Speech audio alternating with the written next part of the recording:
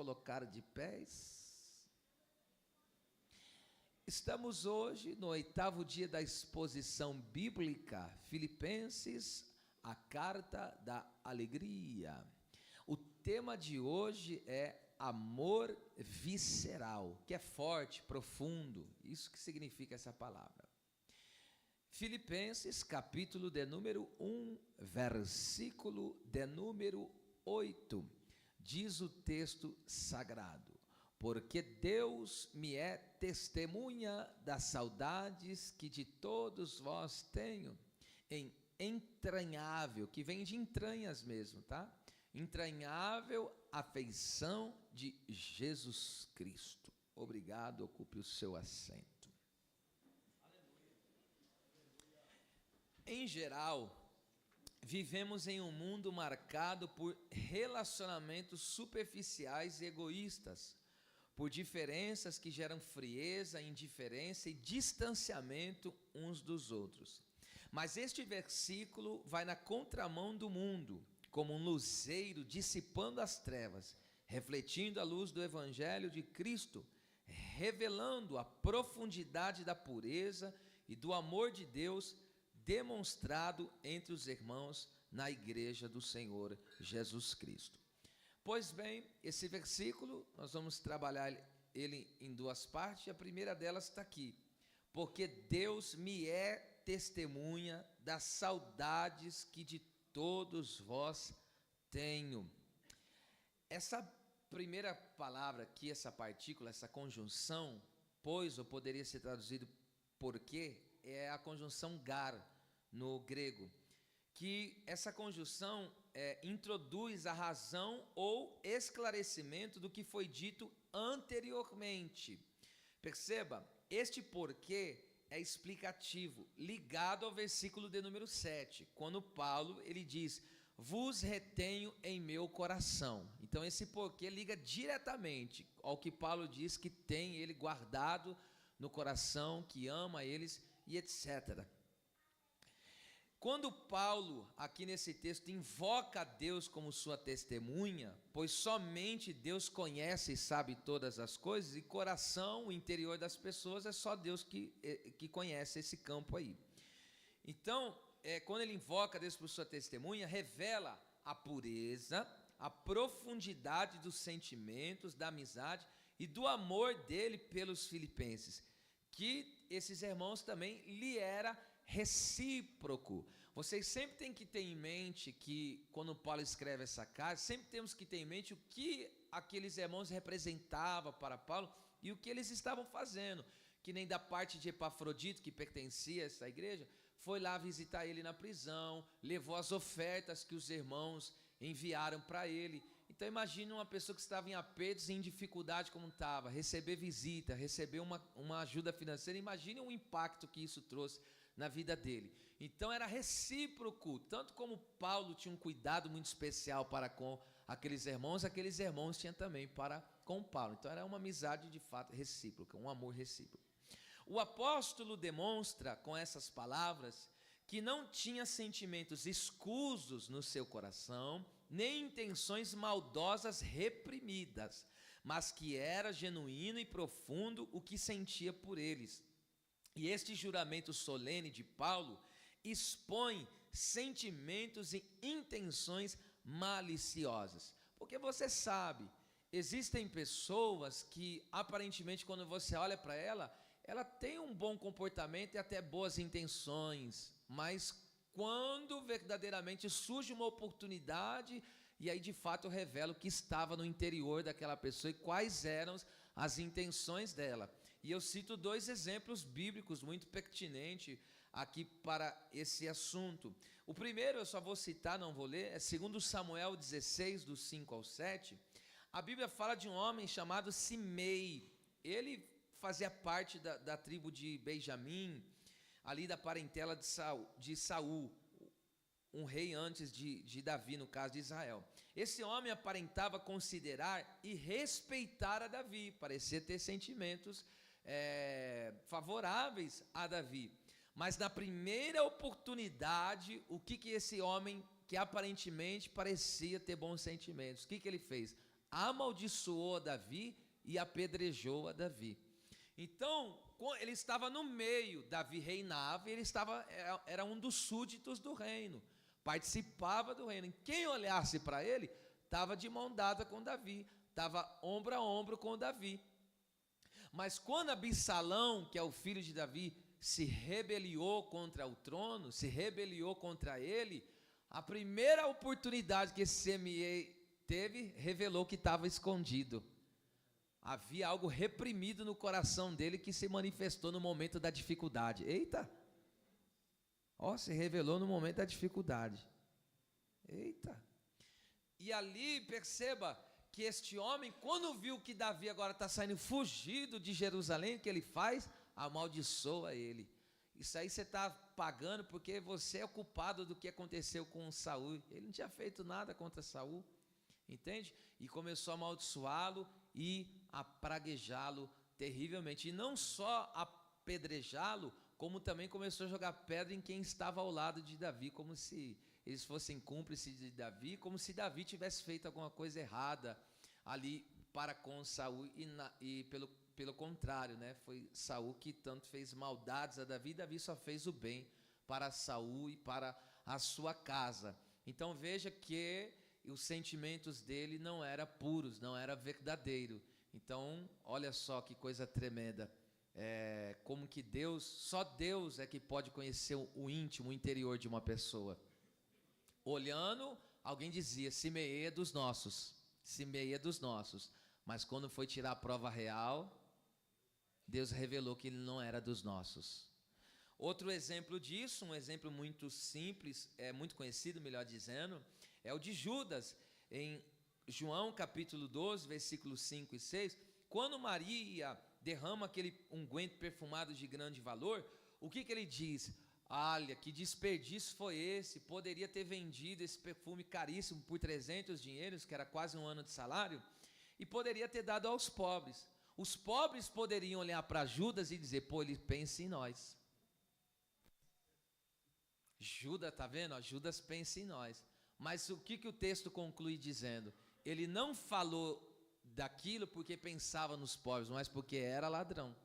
Então veja, a boca falava uma coisa, mas no coração tinha uma outra intenção.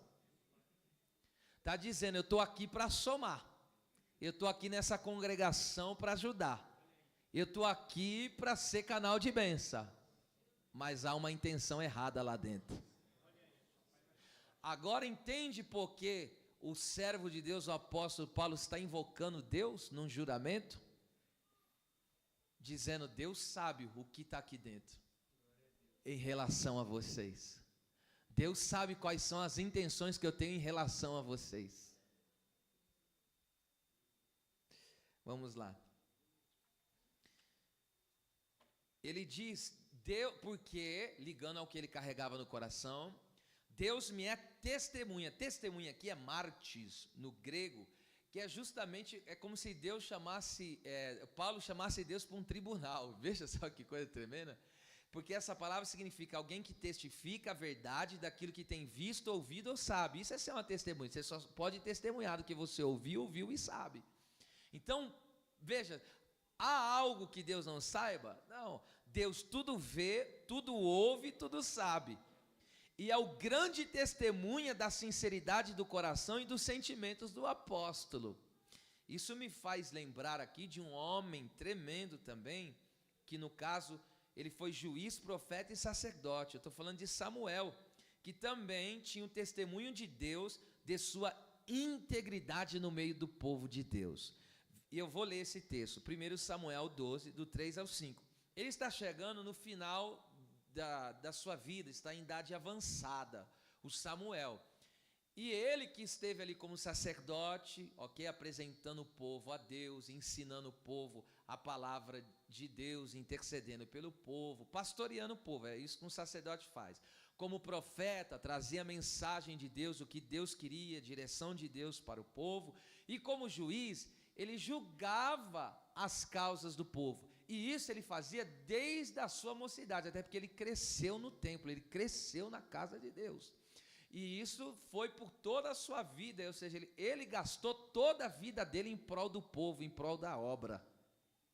E agora ele chega no final da vida e o povo está meio rebelde, querendo um rei. E ele falou, para mim não dá mais para continuar, agora o outro vai assumir aí. E aí olha só o que ele diz: eis-me aqui, testificai contra mim perante o Senhor. Ele invoca o Senhor, que sabe tudo, conhece tudo e vê tudo, ó. E perante o seu ungido, no caso agora quem vai assumir o reinado, a quem, ó, ele está perguntando, a quem eu tomei? Fala aí, quem foi que eu tomei algum boi de alguém aqui? A quem eu tomei algum jumento? A quem eu defraudei? Fiz um negócio, passei para trás, dei uma rasteira. A quem tenho oprimido, usado da oportunidade de liderança que eu tenho para oprimir alguém, para perseguir alguém, e de cuja mão eu tenho tomado presente, ou seja, fui corrompido com um presente. Me mostra aí, ó. E com ele encobri os meus olhos, ou seja, alguém tentou me subornar e eu fiz vistas grossas, deixei passar batido. E aí ele diz, me mostre uma dessas coisas aí e eu vou restituir hoje, se eu fiz alguma coisa errada. É forte aí, irmão. Se todo líder pudesse ter uma autoridade dessa, é violento isso aqui. Versículo 4. Então disseram, olha, em nada nos defraudaste, nem nos oprimiste, nem tomaste coisa alguma da mão de ninguém. Versículo 5. E ele lhes disse, o Senhor seja testemunha contra vós, e o seu ungido seja hoje testemunha de que nada temos achado na minha mão. Então veja, vocês sabem e muito mais Deus sabe, que vocês não pegaram nenhum negócio errado da minha mão. Não se aproveitei do dinheiro de ninguém, não se aproveitei dos bens de ninguém, não se aproveitei da mão de obra de ninguém. Porque ele, como líder, ele poderia, de certa forma, tá? E aí disse o povo, seja testemunha. Vamos lá, aplicando. Olha que coisa tremenda, ele tinha 3 ofícios ali, ok? Vamos aplicar aqui dentro do contexto bíblico e também aplicando para nós. Como profeta, ele poderia prostituir o dom espiritual que ele tinha. Como assim? Como Balaão. Ele poderia distorcer a mensagem de Deus e também virar um mercenário. Não foi isso que Balaão fez? Pedro fala, né? 2 Pedro 2, 14 e 15. Eu vou dando referência, porque eu gosto que os irmãos que anotam, né? Eu dou referência. Mas tem outros textos, eu só dou uma.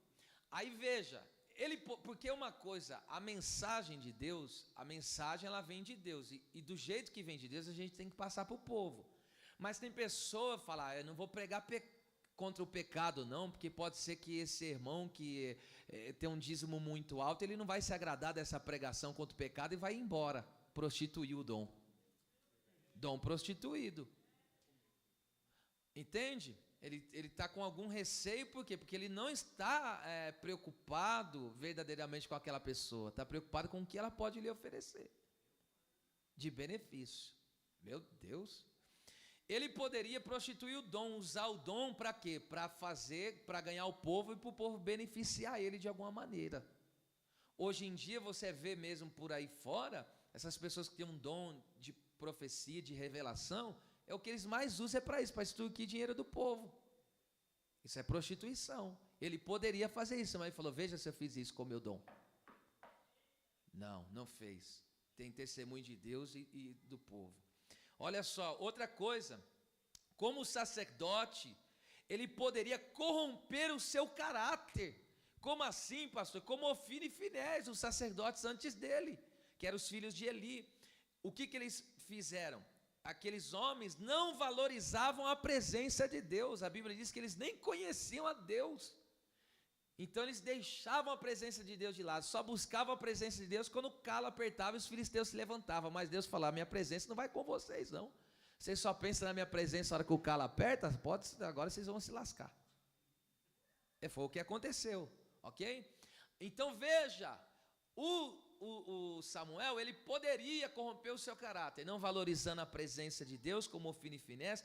Que mais? Prostituindo-se com as mulheres que vinham à congregação. Porque Ofni e Finéias faziam isso, eles ajuntavam um monte de mulherada na porta do templo e saía com elas. Tá, eu vou dar referência, depois tu lê aí para não dizer que eu estou inventando. É 1 Samuel 2, do 12 ao 13 e ao 22. Eles ficavam saindo com a mulherada, paquerando a mulherada. Já pensou, irmão, um líder ficar de graça?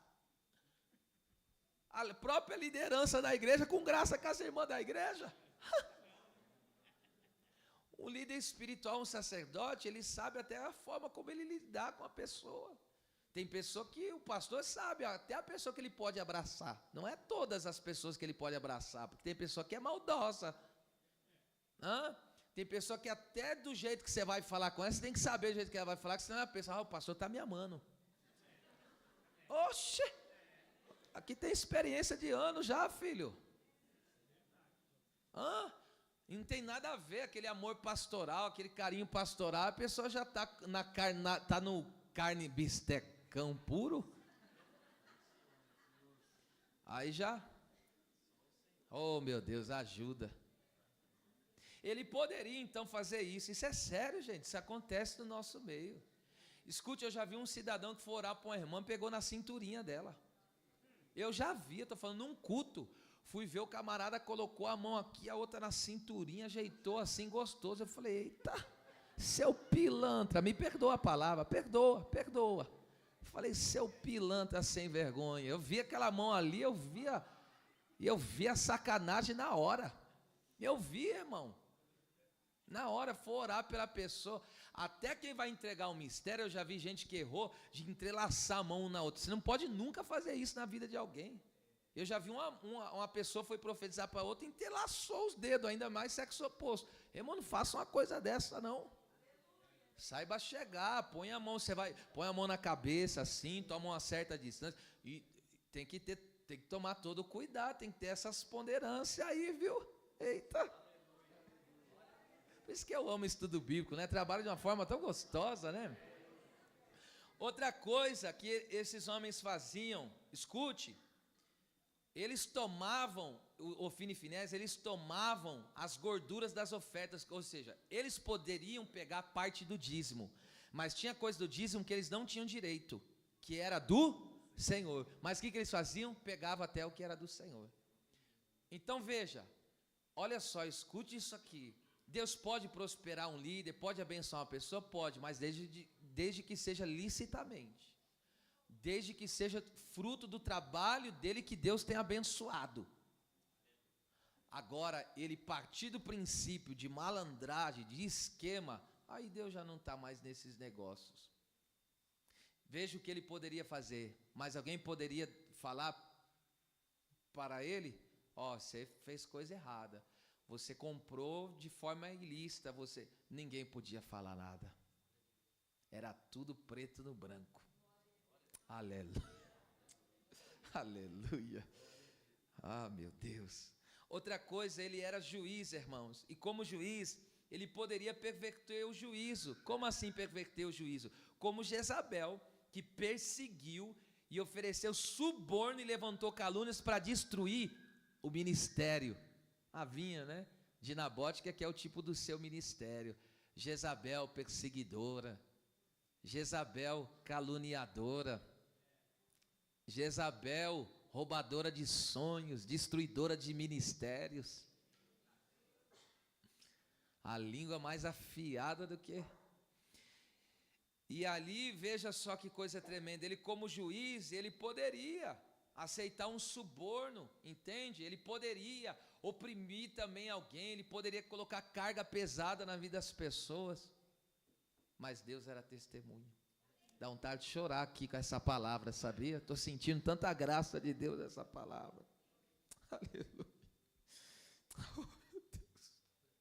Em outras palavras, Paulo queria dizer que não era um líder aproveitador das pessoas, não tinha segundas intenções no relacionamento que tinha com os irmãos, mas sim que era verdadeiro em sua amizade, sentimentos e amor por cada um daqueles irmãos.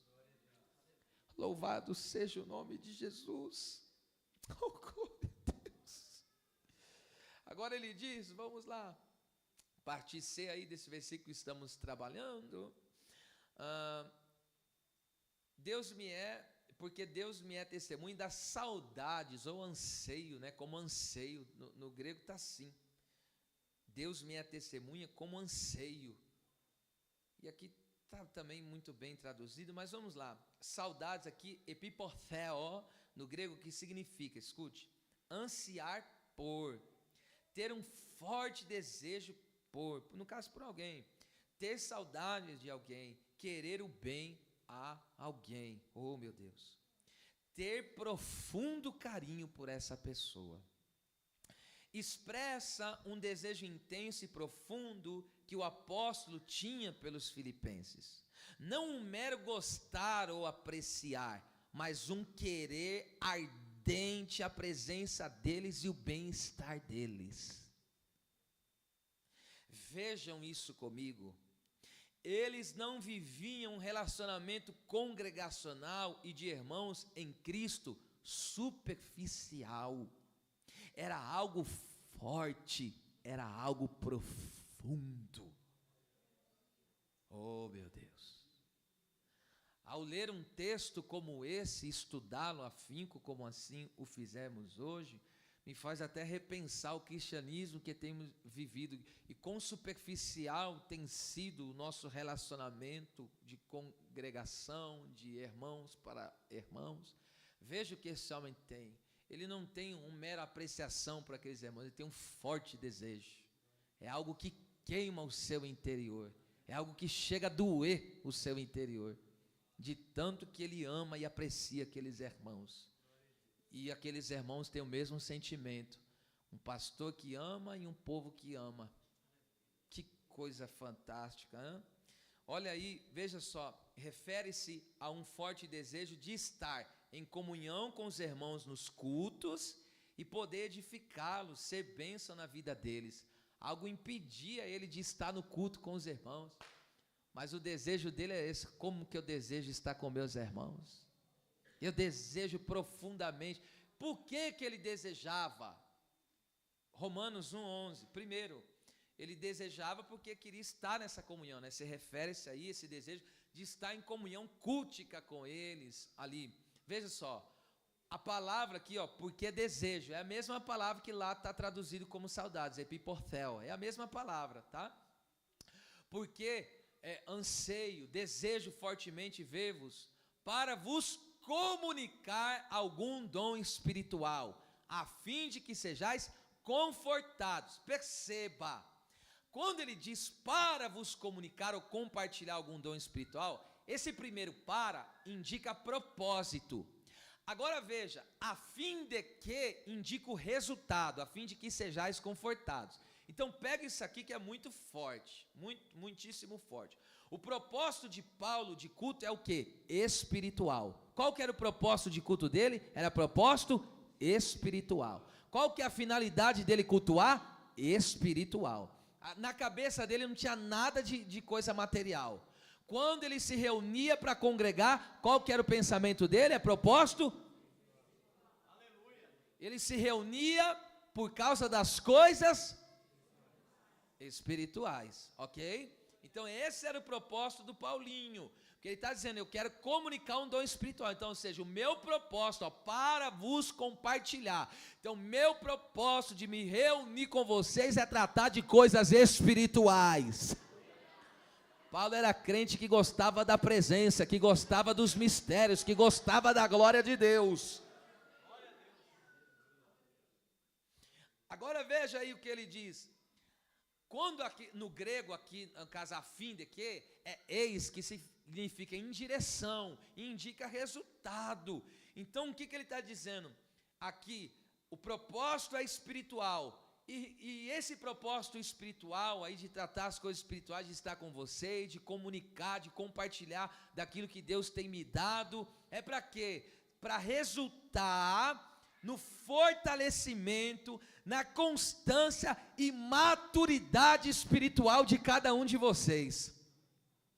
Então ele fala que esse propósito espiritual de congregar, de compartilhar com os irmãos algo espiritual, é para quê? Para edificá-los E aí vai resultar no quê?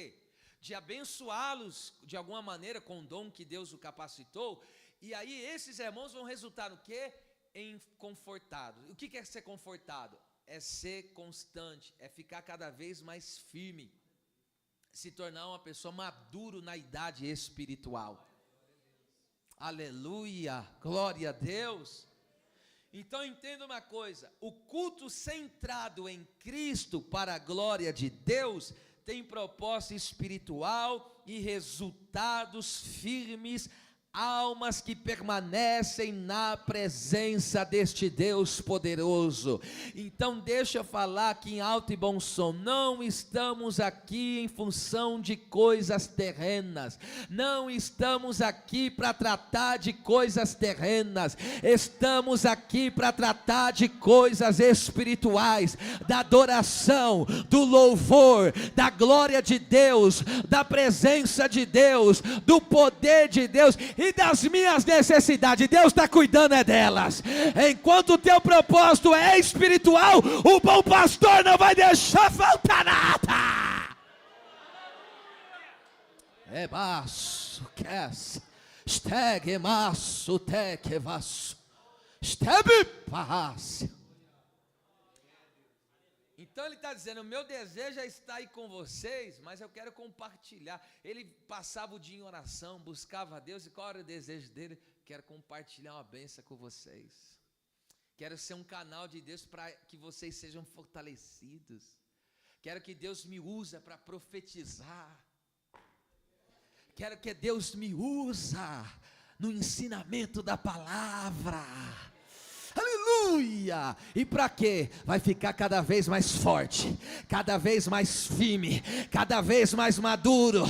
Aí você vai ser uma alma que vai permanecer, o vento batendo de um lado, a dificuldade batendo de outro, ó, você aqui na presença deste Deus maravilhoso, porque você não é um crente firmado em coisas terrenas, é um crente firmado nas coisas dos céus. Aleluia! Então nesta noite nós viemos tratar dos assuntos espirituais, esse é o propósito, esse é o propósito. Pastor, e aí, como que faz das questões materiais? Irmão, o propósito é espiritual, mas o Deus que conhece as tuas necessidades não vai cuidar porventura de você? Ele falou, olhai para os pássaros, aleluia, olhai para os lírios do campo. O Pai está cuidando, o Pai está cuidando, o Pai está cuidando. Enquanto o teu propósito é espiritual, o Pai está cuidando da casa, o Pai está cuidando do que comer, do que beber, do que vestir, o Pai está preparando a continha para pagar. O teu propósito não é material, o teu propósito é espiritual. Eu vou dar aqueles 30 segundos para esquentar, Adore a presença deste Deus. O teu propósito aqui é espiritual. Você veio crescer espiritualmente nesta noite.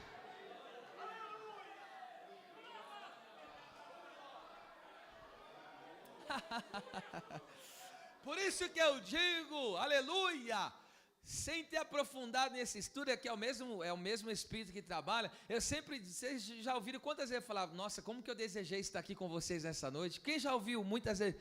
Sem ter aprofundado nisso aqui, hoje quando eu li, quase que eu saltei da cadeira lá de casa. Eu falei, é o mesmo sentimento que operava nesse homem, está operando no meu coração, porque qual que é o meu desejo estar aqui? É te alimentar com o dom que Deus me deu, é te alimentar com a palavra, com o ensinamento, com as escrituras. Eu desejo te ver edificado, fortalecido, abençoado na presença desse Deus. Aleluia, aleluia. Agora, pastor, por que tem gente que não tem o propósito, não tem o coração dele não tem um desejo forte de se reunir com os irmãos? É um vazio, é um vazio, é um vazio que não tem nada para compartilhar. Vê aquela murrinha daquela vida miserável, espiritualmente falando, nem com a presença não quer comparecer. Que o mínimo que você pode ofertar num culto é a sua presença, é o mínimo. Tem gente que até isso está negando. Até a presença dele no culto ele nega. É tão ruim de vida com Deus que até a presença dele ele anda negando. Vocês já foram embora já? Vamos lá. Por que ele tem saudade, esse desejo forte por eles no coração? Também refere-se ao intenso e profundo carinho por eles. Não é só de estar com eles e a questão do culto. A presença deles de fato. Aquele momento com os irmãos. Ele tinha um apreço por eles, pela pessoa deles. Isso é muito importante. Isso é um sentimento espiritual produzido pelo Espírito Santo. Tiago 4,5 diz que o Espírito que em nós habita anseia, é a palavra epiporthel, ou seja, o Espírito Santo tem um forte desejo por nós. O Espírito Santo nos anseia. Então, esse sentimento que Paulo tem por eles, é um sentimento que o Espírito produz do coração dele, e ele passa a ter esse mesmo desejo pelos irmãos. Querer e buscar profundamente o bem dos outros, como ajudar nas necessidades, orar, encorajar e etc. É um desejo gerado pelo o Espírito Santo. Olha que coisa linda isso aqui. Oh meu Deus, 2 Coríntios 12:15. Olha o que Paulo diz.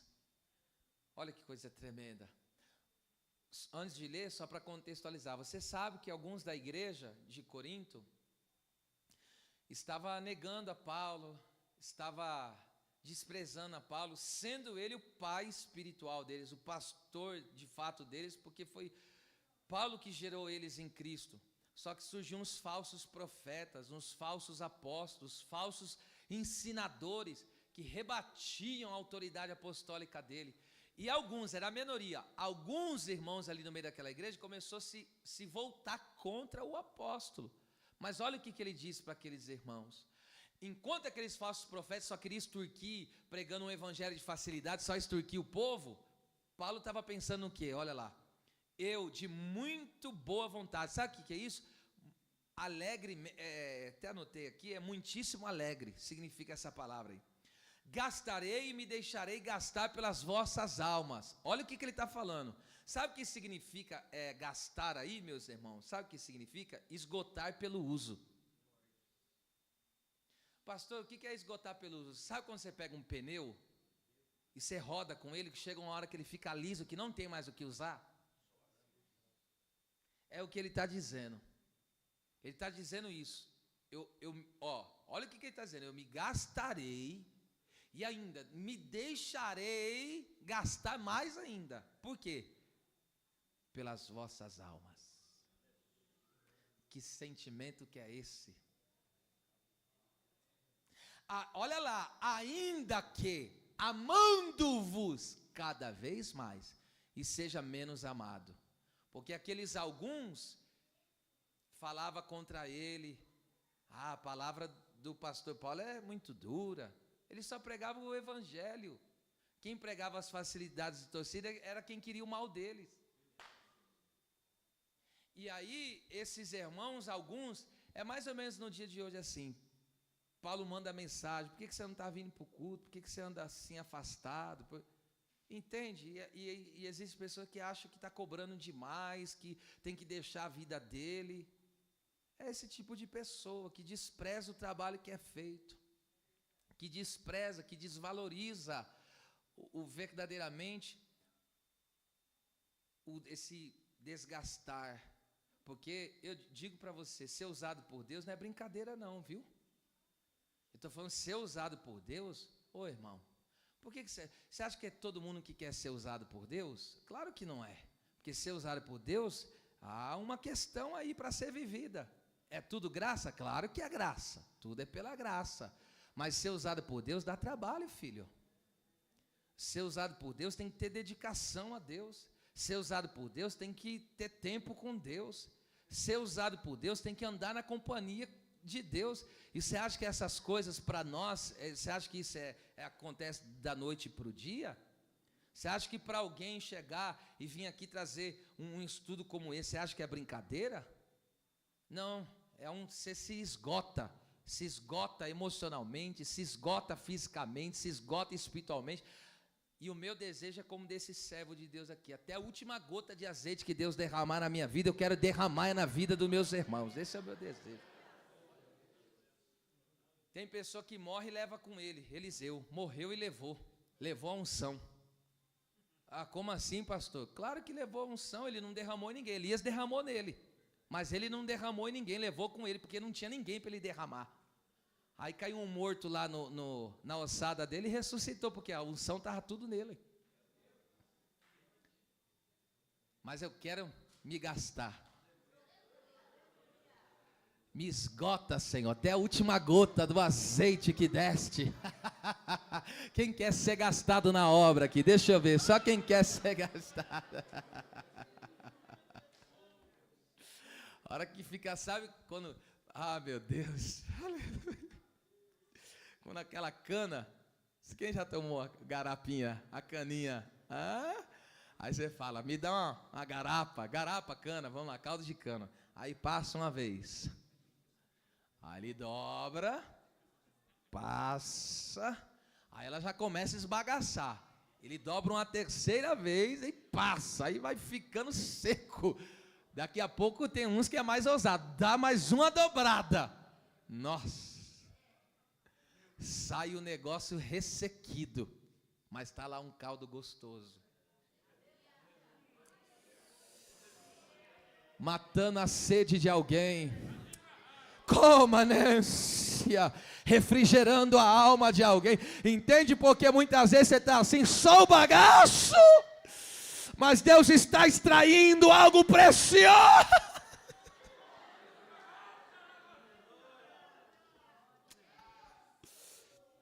O fruto do Espírito, o amor, nos motiva a nos gastar pelas almas, ainda que essas pessoas desprezem isso. Eu falo, Deus me faz viver direto antes de pregar, Deus me faz viver a palavra antes. Eu falo, meu Deus, essa semana mesmo eu vivi essa palavra. Teve umas pessoas que me tirou tanto do sério, que eu falei, pô, eu estou lutando pela sua casa, estou lutando pela sua vida. E eu falo, porque disse para os dois, eu falei, estou lutando pela sua casa, estou lutando pela salvação da tua família, o negócio está tudo arrebentado, coxambrado, aí, pô, você não se move, você não faz nada, eu vou ficar lutando por você até quando? Se desgastando, se arrebentando e chorando, aí você está lá gemendo para que as almas da família dele não se percam, aí, em vez de estar buscando, está no culto, nem vou falar o que estava fazendo. Meu Deus do céu, eu falei, não, isso aí está errado. Aí eu dei uma dura, eu falei, ó, vou ter que te dar essa dura, porque também não aguento, né?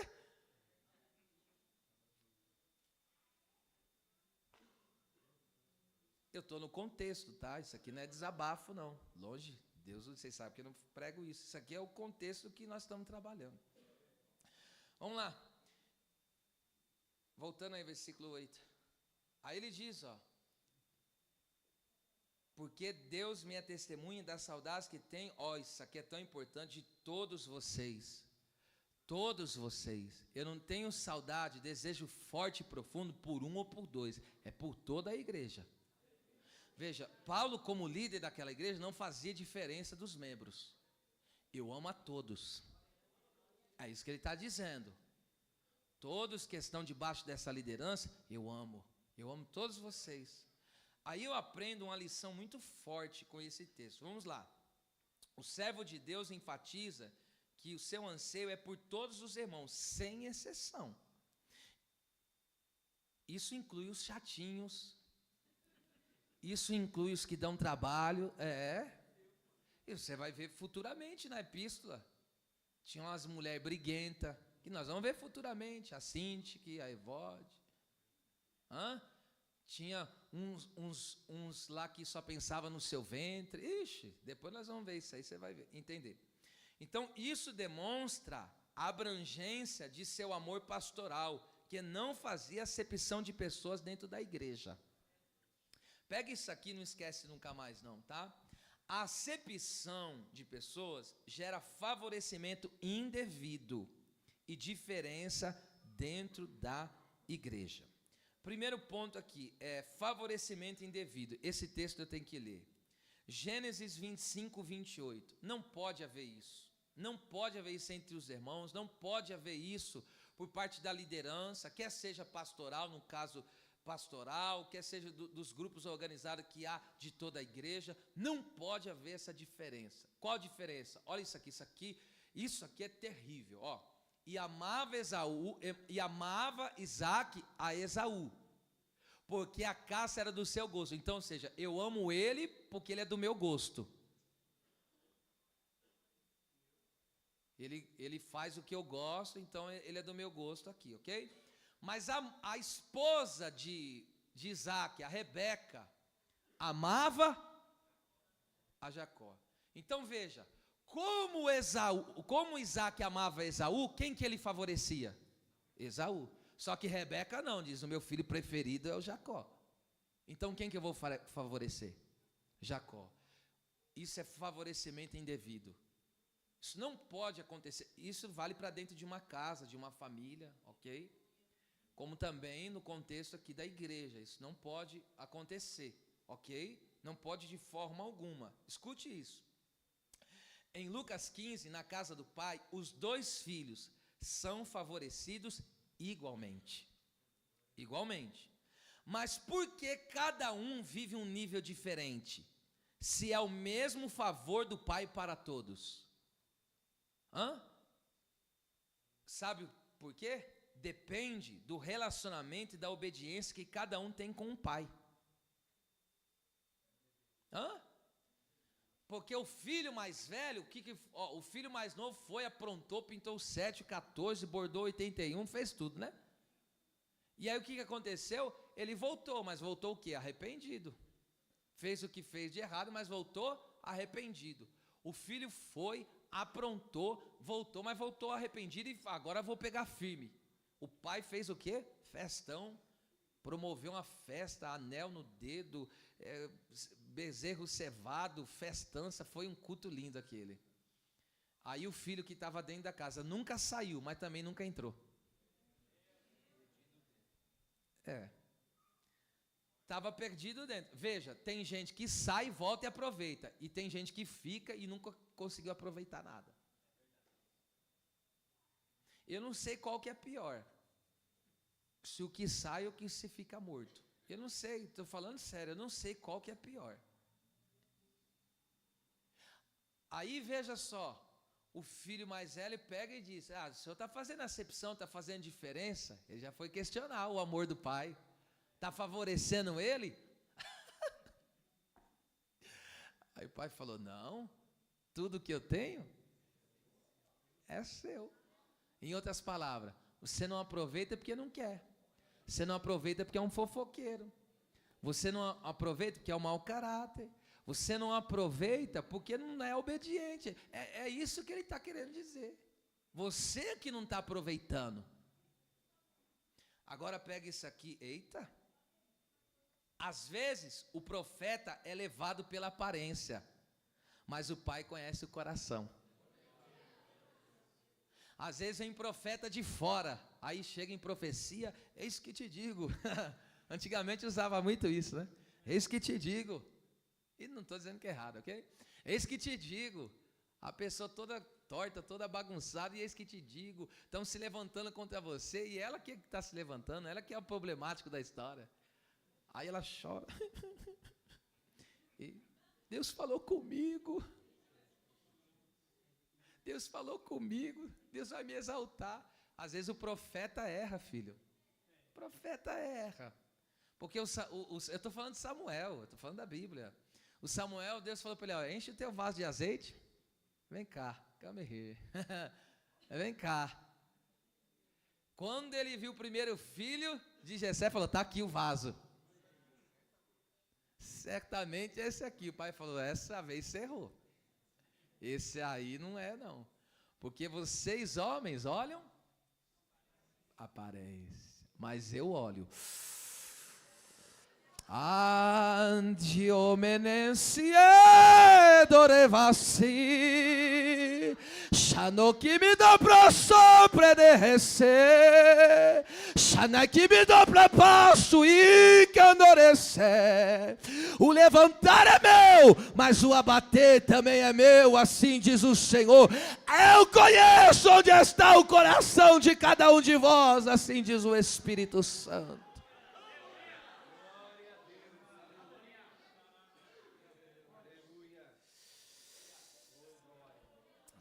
Aleluia. Tem uns reclamadorzinhos aí de oportunidade. Não congrega direito, aí tem aquele que congrega direito, mas não busca, é um seco, não ora, não consagra, aí fica reclamando pelos cantos, só olhando quem tem e quem não tem, tá vendo? Aqui não há acepção, o favor é igual para todos. Aqui não tem, aqui eu estou dizendo em nome de Jesus Cristo, aqui nesse púlpito, graças a Deus, não. De, isso aqui eu gosto mais, isso aqui não tem, porque quem faz a oportunidade aqui é o Espírito Santo. Quem direciona aqui as coisas é o Espírito Santo. E às vezes você olha aquela pessoa, você vê ela aparentemente, ela faz, organiza, mas e quem conhece aquele coração? E às vezes quem está, os profetas de fora, olha e fala, mas por que ele não? Porque Deus é que conhece, meu filho. Sai daqui, profeta. Equivocado. Amém. Deus conhece o que está dentro. Então, não pode haver favorecimento indevido. Indevido não, porque o favor do Pai está sobre todos.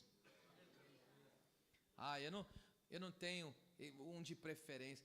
Irmão, escute, o pai, eu estou falando do pai biológico mesmo, ele não ama os seus filhos, mas tem aquele filho que só dá problema, e tem aquele filho que é mais chegado. O que vai acontecer? Não é o pai que está favorecendo um ou outro, é as atitudes do que é correto que está levando ele onde ele está, hora essa. É isso que você tem que entender, o favor é igual para todos. Mas o que depende é da posição de cada filho. Então, na casa de Deus, é da mesma forma. Oh, glória. O mesmo Deus que restaurou Pedro não poderia restaurar Judas? Poderia, mas quem que escolheu se matar? Entende? Então é uma questão de posicionamento de cada um, meu amado. O favor é igual para todos. Parece esse cara meio quieto nessa. Senti que Deus está trabalhando. Vamos lá, não pode haver também diferença dentro da igreja. Eu vou ler esse texto, eu só vou fazer uma leitura porque o texto já é explicativo, ok? Tiago 2, do 1 ao 4. Meus irmãos, não tenhais a fé de nosso Senhor Jesus Cristo, Senhor da glória, em acepção de pessoas. Você aceitar alguém de acordo com a condição dele, de acordo com, você olha para ele, eu gosto mais dele, e dá atenção a mais para quem você gosta mais. É isso que esse texto está dizendo, ok? Porque se no vosso ajuntamento aqui é culto, a congregação, entrar algum homem, olha lá, com anel de ouro no dedo, mas não é o teólogo não, né, que alguns usam. Esse aqui de anel de ouro no dedo é o ricaço do negócio. Com vestes preciosas, veja, e eu nem sei, é Gucci que fala? Gucci, Dolce Gabbana, sei lá, eu não entendo muito dessas. E entrar também algum pobre com roupa sórdida, com sórdida vestimenta. Aqui o texto, aqui nós já estudamos, é como se alguém que tivesse vindo direto do trabalho. Não está com cheiro muito lá, aquelas coisas. Está com aquela roupinha de trabalho, roupinha surrada. Mas chegou um engomado, um alinhado. E aqui não é nada contra a pessoa se arrumar, tá? O que o texto está dizendo é o quê? Olha lá. E se atentardes, isso está falando dos irmãos da igreja. Se atentardes para o que traz a veste preciosa, ele disseste, olha só, o rico, assenta-te tu aqui, num lugar de honra. E disseste ao pobre, tu fica em pé, ou você assenta aí debaixo de estrada, você fica, arruma um lugar para você aí. Mas por que está fazendo essa diferença? Porque qual que é a diferença aqui? Porque um é rico e outro é pobre. Sabe quem que estraga os ricos da igreja? É os próprios crentes. É os próprios crentes que estragam eles. que coloca eles nos pedestal como que se ele fosse melhor que outro. Aqui dentro não tem riqueza, pobreza, aqui está todos da mesma estatura na presença de Deus. O problema é que as pessoas acabam, entende, favorecendo, dando atenção a mais. Por quê? Porque tem segundas intenções. Está vendo que Deus precisa trabalhar o nosso caráter de forma geral? Houve-se um testemunho que, de repente, na Coreia do Sul, eu já ouvi sobre isso aí.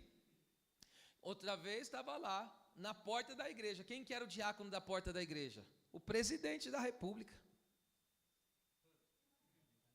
Lá fora ele é presidente, mas aqui dentro ele é diácono. É o servo do Senhor, que tem que passar nos processos que todos têm que passar. Agora, você vê, existem pessoas que vão galgando posições, vão ganhando honra, por quê? Pelo que tem. Aqui eu já disse aqui, você não vale o que você tem, você vale o que você é. E eu fico meio preocupado quando não há manifestação de glória com as palavras dessas. Eu fico preocupado, realmente, me preocupa. Eu vou dizer de novo, aqui você não vale o que você tem, você vale o que você é em Cristo Jesus. Aleluia. Vamos lá. Começar a concluir esse misterinho.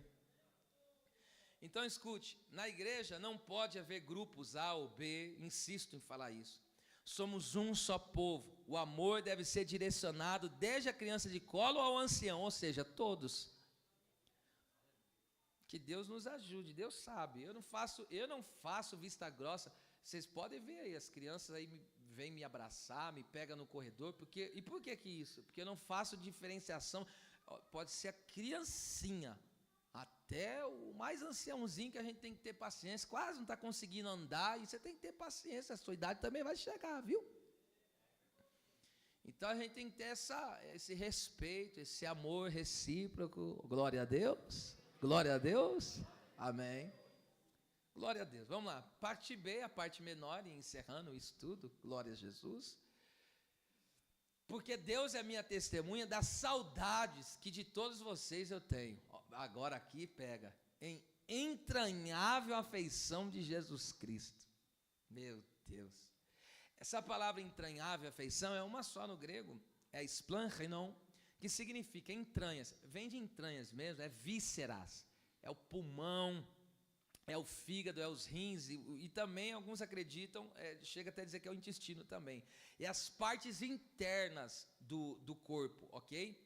E por que entranhável? Escute, significa afeições internas, no caso. Sentimento profundo, enraizado, que toca no mais íntimo da alma da pessoa. No pensamento antigo, e principalmente na cultura judaica, entranhas eram consideradas a sede das emoções e paixões mais profundas, especialmente a compaixão, a misericórdia e o amor, as afeições mais sensíveis. E você sabe que é comprovadamente, os sentimentos afetam as nossas entranhas, afeta. Tem pessoa que sente vontade, depende de como é afetado, tem pessoa que vai ao banheiro, tem pessoa que tem ânsia, depende do sentimento, entende? Isso é comprovadamente, ok? E tem um efeito tremendo. Então, o que Paulo está dizendo? Olha, o que eu sinto por vocês. Por isso que o tema do estudo é esse, amor visceral, que vem de vísceras, é algo que vem da parte mais profunda do nosso ser. E o que me deixa assim impactado é que ele não está falando que esse amor que ele tem não é simplesmente por Deus, ele está falando, esse amor que eu tenho é por vocês, é pelos irmãos, esse amor que eu tenho é por vocês, ok?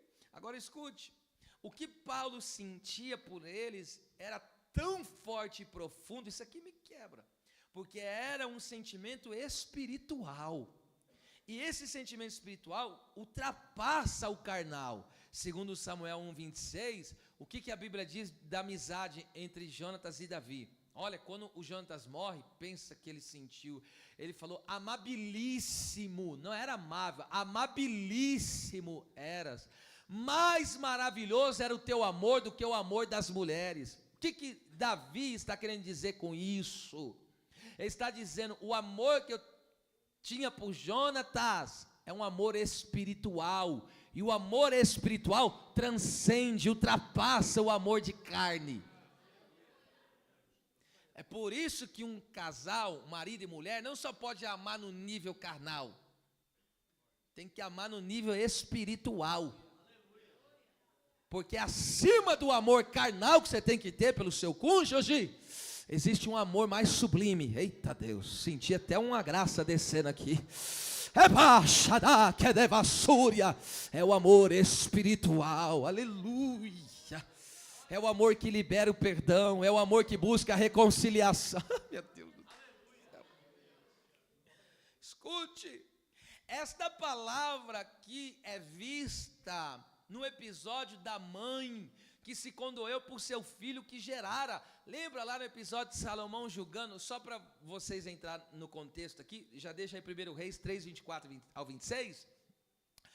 Duas mulheres estavam numa mesma casa e elas ganharam simultaneamente os seus bebês. Estavam duas mulheres na mesma casa e ganharam 2 bebês, cada um ganhou um.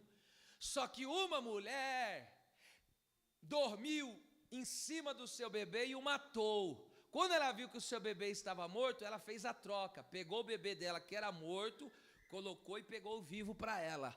Quando as duas acordaram, a mãe verdadeira olhou para o filho e falou: isso aqui está morto, mas não é meu, eu reconheço quem é meu filho, que eu gerei nas minhas entranhas. Aí, você já conhece a história, não tem exame de DNA, não tem prova, não tem câmera gravando, não tem nada, não tem como saber. Vai para o juiz. Quem é o juiz? O rei, Salomão. Chega diante de Salomão. Agora está aqui a história. Pega isso aqui. Disse mais o rei: trazei-me uma espada, porque as duas estavam brigando. Filho é meu, filho é meu. Salomão falou: vamos acabar com essa situação? Trouxeram a espada diante do rei. E o que ele disse? E disse o rei: divide essa criança em 2 partes. Divide o menino vivo em 2 partes. Dá metade para uma e metade para outra. Pronto, eu vou resolver o problema. Olha lá. Você sabe que aqui espada é a sinônimo para nós hoje da palavra. Você vê que a palavra revela os sentimentos, revela os corações, revela o estado de cada pessoa como está. Tem gente às vezes que a gente está pregando, tem gente que fica bravo com a gente, mas ele não entende que é a palavra que está revelando ele. Aí fica bravo com o pregador, mas não é o pregador, é a palavra que está revelando. Meu Deus, olha lá, vamos lá, 26. Mas a mulher cujo filho era vivo falou ao rei, porque o coração aqui traduzir o coração, mas é a entranhas. A sua entranha se enterneceu, ela se condoeu, falou: meu filho que eu gerei, o meu filho que amo tanto, o meu filho que eu cuido com tanto carinho, o meu filho que foi tão doloroso para ter ele, o meu filho. Ela não aguentou. Quando ela viu que alguém ia fazer mal para o seu filho, ela se condoeu, falou: eu preciso fazer alguma coisa. Eu preciso tomar uma iniciativa, eu preciso tomar uma atitude. Não pode acontecer algo de ruim com meu filho que eu amo tanto. Aí disse, vamos lá, e disse: Senhor meu, dai-lhe o menino vivo e por modo nenhum mateis. A mãe verdadeira está dizendo: não faça nenhum mal. Eu prefiro, olha o que ela está dizendo: eu vou até sofrer, mas eu prefiro sofrer com meu filho vivo porque eu amo. Olha o amor sendo revelado. Olha o amor sendo revelado. Aí a outra, olha o que a outra diz. Porém a outra dizia: nem meu nem seu. Olha lá, nem teu nem meu, seja, dividiu antes. Olha a falsa. Olha a falsa sendo revelada. Divide, mas se dividir alguém vai sofrer. Se dividir alguém vai morrer. Se dividir alguém vai chorar, nem meu nem seu. A mãe falsa estava preocupada com o quê? Com ela, com o sentimento dela. Pera lá, se eu me dei mal, alguém tem que me dar mal comigo. Que sentimento mais nojento e asqueroso é esse, hein?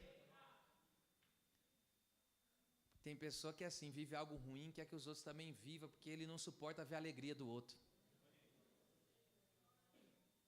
Você sabia que tem gente mal amada, mal casada, mal relacionada, mal em todas as áreas. E a alegria dela é ver as pessoas divididas ao meio. Porque dividido ao meio significa o quê? Não está completo. A alegria dele não está completa. A vitória dele não está completa. Então a alegria dessas pessoas é essa. Que assim como eu estou quebrado, essas pessoas vivam quebradas também. Essa é a alegria de pessoas fracassadas e medíocres. É forte, né? Mas vamos lá. Eu não apliquei ainda de fato, agora eu vou aplicar. A pessoa que tem um sentimento forte e profundo é movida a buscar e fazer o bem. Vou repetir. A pessoa que tem um sentimento forte e profundo é movida a buscar e fazer o bem. Pessoas superficiais, que os seus sentimentos não vêm das entranhas, são egoístas, só pensam em si mesmo. Não se importa com as almas, com os irmãos e nem muito menos com a obra de Deus. Tem gente que vê a obra de Deus muitas vezes perecer. Como assim? Pessoas se desviarem. Ele não está nem aí. Ele não se preocupa, ele não ora, ele não está mais ativo na obra. E ele vai vendo as coisas ruins acontecer. Você vê que às vezes a igreja passa um período difícil e em vez de ele ir para a oração, para o jejum, ele fica falando, o que está acontecendo? E fica levantando questões. Isso aí, essas falsas pessoas que ficam no nosso meio, e fica só lá, divide no meio. Mas a mãe verdadeira deixa vivo. Por que deixa vivo? Porque vem das entranhas. Amor visceral. É esse amor que Deus quer dar para nós. Alguém recebe esse? Eita! Quem pode levantar as duas mãos o mais alto que você pode, sentindo a unção desta palavra, e adorar a presença deste Deus? Grita bem forte comigo, diga: Deus, deixa o menino vivo. Em outras palavras, o casamento vai dar certo, a igreja vai prosperar, a congregação vai crescer, o grupo organizado vai ficar firme, os irmãos vão liberar perdão, haverá vitória no meio da igreja. Tem pessoa que é carniceira, só quer ver contenda, coisa errada, só quer ver desgraçada. Tu vai quebrar a cara, porque esta igreja está firmada no amor de Deus. Adore a presença de Deus. Abaixeregue devas. Não seja mais um. Eu falo porque já vivi experiências. Um tempo atrás, antes de vivermos o que temos vivido hoje, chegou uma dessas pessoas aí que quer ver o menino morto. Chegou faz uns anos isso, mas lembrei agora e o Espírito mandou falar. E aí nós estávamos, diante das circunstâncias que estavam passando aqui, nós estávamos fazendo um trabalho espiritual, para mover espiritualmente mesmo, mas trabalho sadio, não um movimento esquisito. Convidamos uma cantora querida, sabe? E aí Deus bradou, começou a lotar a igreja e tal. Aí sabe o que essa pessoa falou? Essa igreja nunca vai passar dos 30, só vai gente aí com um cantor e pessoa conhecida. E detalhe, vinha no escuta, viu? Tava aí no meio aí, ó. Mas e hoje? Estou falando isso para esfregar na cara dela que Deus fez? Não, de maneira nenhuma. E Deus sabe que não tem vaidade nenhuma no meu coração. Eu tenho pena dessa pessoa que tem esse sentimento, que queria ver o menino no meio, queria ver a igreja mal falada, queria ver o testemunho jogado na lama. Mas existia alguém com amor visceral aqui, ó. Existia, aleluia, alguém com o joelho no chão dizendo: restaura a tua obra, levanta as almas, Senhor, salva os perdidos, restaura as famílias, liberta as palmas.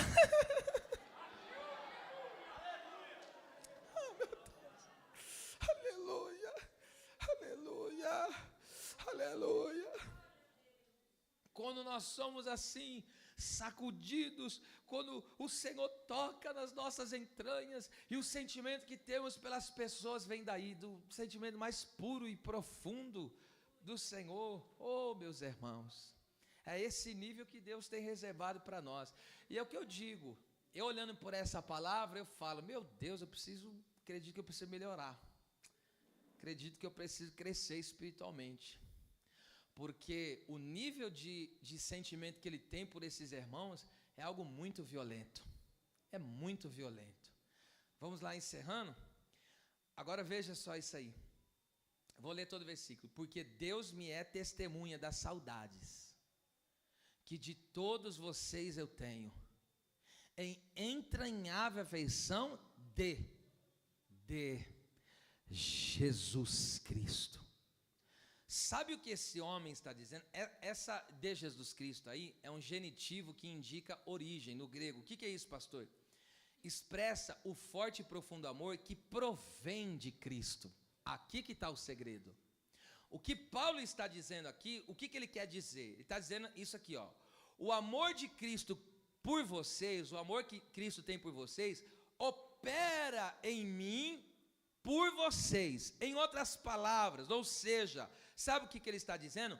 Não é o amor visceral, forte e profundo de Paulo. Ele está dizendo, não é o meu amor forte e profundo, mas eu sou, disse Paulo, é isso que ele quer dizer, eu sou apenas um canal por onde o amor insondável de Cristo flui para vocês. Sabe o que Paulo está dizendo? Eu não amo vocês assim de entranhas, não é o meu amor esse.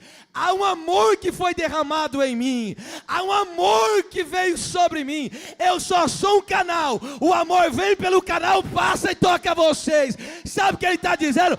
Esse amor forte e intenso que eu tenho por vocês, não é meu amor esse, é o amor de Cristo que está dentro de mim. E esse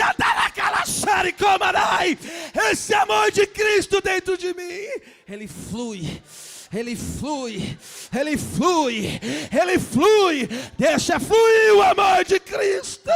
Tu és o canal. Amachei de caso. Aí até aliviou o peso, porque quando eu li esse texto eu fiquei tão chateado. Eu falei, meu Deus, eu não chego nem perto desse amor que está sendo declarado aqui. Eu falei, meu Deus, como que eu vou conseguir amar? Aí me aliviou. Quando eu terminei de estudar, entendi, esse não é o meu amor, esse é o amor de Cristo, que é derramado dentro de mim. E aí eu só sou um canal. Aí o amor desceu, veio em mim, e agora eu compartilho desse amor. Agora esse amor flui de mim, que veio de Cristo Jesus. Essa é a colocação. O amor veio do alto. Ah, meu Deus. Bradou dentro do meu ser. E esse amor que não é meu amor, eu seria incapaz de amar assim. Eu seria incapaz de sentir isso por alguém. Agora esse amor que não é o meu, que é o de Cristo. Sabe o que é canal? Assim como tem um cano que leva água para a sua casa, esse é o canal. Então nós somos como esse cano, esse canal, onde o Senhor derrama o seu amor, aí esse amor passa por nós e toca em outros. Assim, ó, o amor dele está em mim, está fluindo, ó, está fluindo, está fluindo, está fluindo, está fluindo, está fluindo. Faz isso, por favor, é profético, faz isso, por favor. Está fluindo.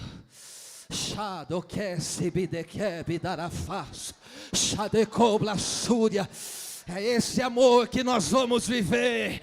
É o amor de Cristo entranhado nas nossas entranhas. Aleluia, aleluia. Agora fala a verdade. Fala a verdade, fala a verdade. Congregar numa igreja onde o que está entranhado no povo é o amor de Cristo, é diferente ou não é? É diferente ou não é? Tem como ficar divisão no meio de uma igreja assim? Fica não, o amor é maior.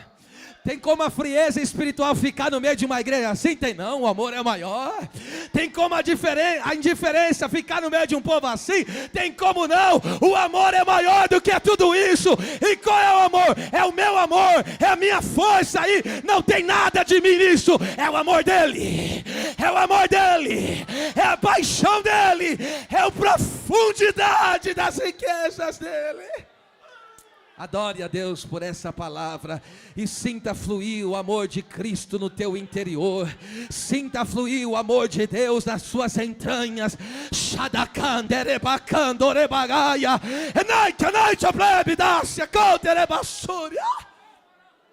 Glória a Deus. Ah, meu Deus, essa coisa tremenda. Coisa tremenda é essa, meus irmãos. E aí eu encerro dizendo, nós seríamos incapazes, completamente incapazes de viver um nível de amor desse por qualquer pessoa que seja, até mesmo pelos nossos parentes queridos, que é natural que se ame, mas nós seríamos incapazes de amar nesse nível visceral, que vem do sentimento mais puro e sublime, mais forte e intenso, um amor que ultrapassa limites, que ultrapassa barreiras. Somente o Senhor é que pode fazer isso. E eu encerro dizendo que sejamos um canal por onde o amor visceral de Cristo flua, de uns para com os outros. Qual é o amor que está dentro de você? O de Cristo. Qual é o amor que está dentro de mim? O de Cristo. Então o amor de Cristo que está em você flui para mim. O amor de Cristo que está em mim flui para você. O amor de Cristo que está em você flua para o teu irmão. O amor, aleluia, que está de Cristo, o amor de Cristo que está sobre o seu irmão flui para você. Aí fica esse fogo cruzado. É amor daqui para lá, dali para cá, de cima para baixo, de baixo para cima. Aleluia! As palmas louvem ao Senhor. Glória a Deus, glória a Deus.